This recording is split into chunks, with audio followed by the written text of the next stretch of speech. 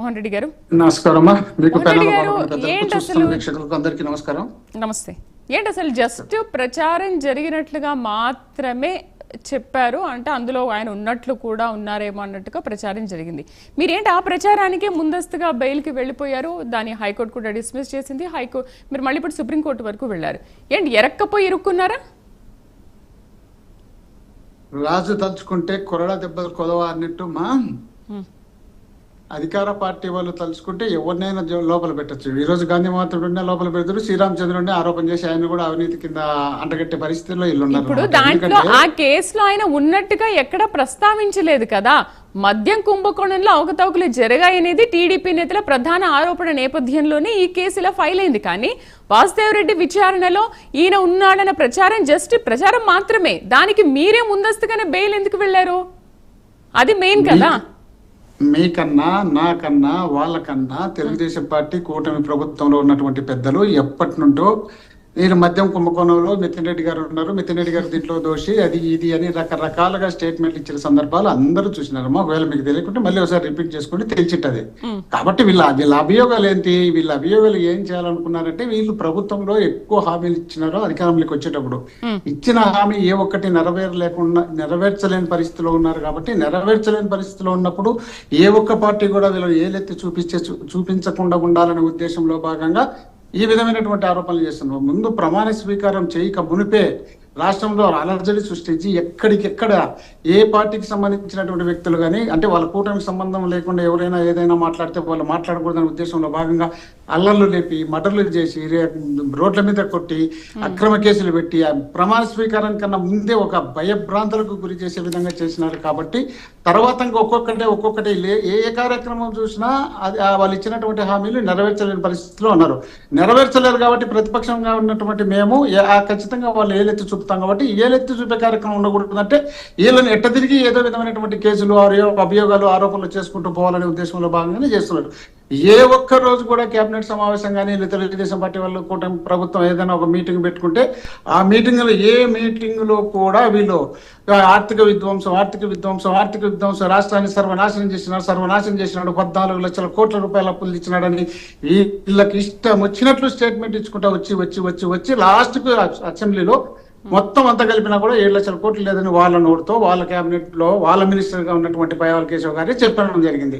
మరి 14 లక్షల కోట్లు ఎక్కడ, 7 లక్షల కోట్లు ఎక్కడ? 7 లక్షల కోట్లు అంటే 3 లక్షల కోట్ల పైన మీరే అప్పులు చేసినారు. తర్వాత చేసినటువంటి అప్పులను వీటిని కలిపి చూస్తే ఏ విధంగా ఉంది? మరి ఎన్ని ఉన్నప్పుడు మీరు ఇవన్నీ 14 లక్షల కోట్లు ఉన్నప్పుడే మీరు సూపర్ 6 అన్నారు, తర్వాత సూపర్ 7 అన్నారు, రకరకాల హామీలు ఇచ్చారు. ఇచ్చిన హామీలకు మళ్ళీ అసెంబ్లీలోకి వచ్చినాక ఎక్కడైనా కేబినెట్ మీటింగ్ లోకి వచ్చినాక ఇట్లా పైకి చూసి దీన్ని చూస్తే నాకు భయం వేస్తుందంటే ఏం మాట్లాడుతున్నారు, ఏం చేస్తున్నారు? ఎవరైనా ఏదైనా ఎక్కడైనా మాట్లాడి గొంతు బయటకు వచ్చే వీళ్ళు నెట్టు తిరిగి అంచేయాలనే ఉద్దేశంలో భాగంగా 1 బై 1 ఎవరు ముందు నోరు గట్టిగా మాట్లాడింటారో వాళ్ళని తీసుకొచ్చే వీడు తప్పు చేసినాడు వీళ్ళు లోపల పెట్టారు, తర్వాత వీడు తప్పు చేసినాడు వీళ్ళు లోపల పెట్టారు, ఆ తర్వాత ఏం చేసినాడు, తర్వాత అది అయిపోయిన తర్వాత వీడు అవినీతి చేసినాడు వాడు అవినీతి చేసినాడు. అధికారంలో ఉన్నప్పుడు అవినీతి చేసినారని నిరూపించడానికి వాళ్ళ చేతిలో ఎన్ని ప్రయోగాలు ఉన్నాయో అన్ని ప్రయత్నాలు చేస్తున్నారు. అధికారంలో ఉన్నటువంటి వ్యక్తుల మీద అభియోగాలు చేయడానికి ఎవరికైనా ఈజీగా ఉంటుంది. వాళ్ళు ఈ రోజు రేపు అధికారంలో దిగిన తర్వాత వీళ్ళ మీద ఎన్ని అభియోగాలు వస్తాయో ఎన్ని ఆరోపణలు వస్తాయో తర్వాత చూద్దాం. లేదు 4 ఏళ్ళు ఉంటే తెలిసిపోతుంది కదా వీళ్ళు ఎంత నిజాయితీగా చేస్తున్నారు, వీళ్ళు ఎంత నీతిగా చేస్తున్నారు, వీళ్ళు మద్యం ఎంత బాగా సప్లై చేయకుండా కట్టడిగా నీట్గా రాత్రి 12 గంటల వరకు షాపులు స్కూల్ పక్కన గుడి పక్కన ఇంటి పక్కన పెట్టి ఎంత బాగా అమ్ముతున్నారు. ఒకటి గ్రామంలో బెల్ట్ షాపులు ఏ విధంగా నడుస్తున్నాయి, ఏ విధంగా రాష్ట్రంలో అలజడి ఈ మద్యం నీళ్లు దొరకలేదు. కానీ నిన్న మనది మన రాయలసీమలో 2 జిల్లాలో వర్షాలు పడినాయి. ఇంతకుముందు ఆ వర్షాల్లో నీళ్లు కూడా లేని పరిస్థితి ఉంటే మద్యం మాత్రం బ్రహ్మాండంగా ఏర్లై పారే దొరికి పరిస్థితి ఉంది. కాబట్టి దానికి అంతా సర్దించుకోవడానికి దాని అంతా రూపుమాపడానికి మాత్రమే ఈ విధమైనటువంటి అభియోగాలు మోపుతున్నారు. పెద్దిరెడ్డి రామచంద్రారెడ్డి గారి కుటుంబం ఇంతవరకు నాకు తెలిసినంత వరకు రాష్ట్రంలో ఎవరు వాళ్ళ మీద ప్రత్యేకంగా అవినీతి ఆరోపణలు చేసిన సందర్భాల్లో ఇప్పుడు 1 బై 1 ఆరోపణలు చేసుకుంటూ వచ్చే ప్రధానమైనటువంటి నాయకుల మీద చేస్తే పార్టీని అభియోగాలు మోపుతున్నారు అంటారు మోహన్ రెడ్డి గారు. అభియోగాలు మోపుతున్నారు అన్నప్పుడు మరి ముందస్తుగా ఎందుకు వెళ్లారు మీరు? జస్ట్ ప్రచారం జరిగిన దానికే వెళ్ళామని చెప్తున్నారు కదా. మిథున్ రెడ్డి ఓపెన్ గా ఆ స్టేట్మెంట్ కూడా మాట్లాడాడు కదా. అభియోగాలు ఇంకా మోపలేదు కదా. దాంట్లో లూత్రా కూడా అదే మాట్లాడారు కదా. అభియోగాలు మోపడానికి ప్రయత్నం చేస్తారు. అభియోగాలు ముందుగానే వెళ్తున్నారు మీరు. లోపల పెడతారు. వీళ్ళు ఇష్టం వచ్చినట్టు వాళ్ళే తీసుకుపోయి లోపల అరెస్ట్ చేసి చూపించిన తర్వాత అయినా మళ్ళీ వచ్చి అభియోగాలు చూపిస్తారు. వీళ్ళు రకరకాలు ఒక కారణంతో ఒకరిని తీసుకొచ్చి తర్వాత వేరే కేసులు పెట్టిన సందర్భాలు ఉన్నాయి. అనేక మందిని ఆ విధంగా చూస్తున్నాం కదా.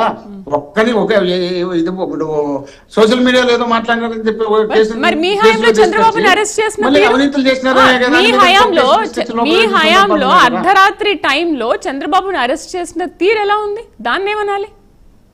అర్ధరాత్రి టైంలో చంద్రబాబు నాయుడు గారు లాంటి ప్రతిపక్ష నాయకుడిని బలవంతంగా తీసుకుపోయి అరెస్ట్ చేయమా, ఆడికి పోయి దగ్గర కూర్చొని మాట్లాడి విషయం అంతా చెప్పిన తర్వాత అరెస్ట్ చేసినారు తప్ప ఆయన ఏమి బలవంతంగా తీసుకుపోయి ఏం లేదే. ఆయన హెలికాప్టర్ లో తీసుకుపోతామంటే ఆయన వద్దు నేను రోడ్డు మండిపోతాను ఒప్పుకున్నట్టు కదా. దాంట్లో మీరు ఎందుకు పెద్ద నేరంగా చూపిస్తున్నారు? అలాంటి నేరాలు ఏం చేస్తున్నారు? డ్రాయర్ తో ఉన్నటువంటి పోసాని కృష్ణమూర్తి నేను టాబ్లెట్ వేసుకుంటానయ్యా, టిఫిన్ చేస్తానయ్యా, షుగర్ ఉందయ్యా, నాకు బీపీ ఉందయ్యా అంటే ఈడ్స్కి ఇచ్చినటువంటిది మన కళ్ళ ముందు దాన్ని మర్చిపోతే ఎట్లమ్మా? మనిషిని తర్వాత అతను మనిషి కదా. ఈయన ఎదురుకి వేల మందితో ఈయన ఉన్నటువంటి వ్యక్తి అయినా ఆయన సింగిల్ గా ఇంట్లో ఉన్నటువంటి వ్యక్తిని డ్రాయర్ తోనే పట్టుకొని పిల్లలు అందరూ టాబ్లెట్ వేసుకుంటాడు, టిఫిన్ చేస్తాడు, కొంచెం ఆయనకు ఆరోగ్యం బాగాలేదు, ట్రీట్మెంట్ తీసుకుంటాడు, ఉదయం వస్తాడంటే కూడా వినకుండా తీసుకొచ్చినారు కదమ్మా. మీరు వ్యాఖ్యలు చేసేటప్పుడు ఇవన్నీ ఆలోచించారా? మీరు టీడీపీ పైన అన్ని వ్యాఖ్యలు చేశారా? ముగ్గురు పైన చాలా విపరీతమైన వ్యాఖ్యలు చేశారు. అప్పుడు ఇవన్నీ ఆలోచించారా? టాబ్లెట్లు వేసుకుంటారు, కొంతసేపు ఉండండి, మెల్లిగా తీసుకెళ్తాము అని ఇవన్నీ అప్పుడు ఆలోచించారు? కృష్ణమురళి గురించి మీరు మాట్లాడుతున్నారు కదా, టాబ్లెట్ కూడా వేసుకొని ఇవ్వకుండా తీసుకెళ్లారు అని అంటే ఆ ముగ్గురు నేతల పైన కూడా ఎంత పెద్ద వ్యాఖ్యలు చేశారు, ఎలాంటి వ్యాఖ్యలు చేశారు?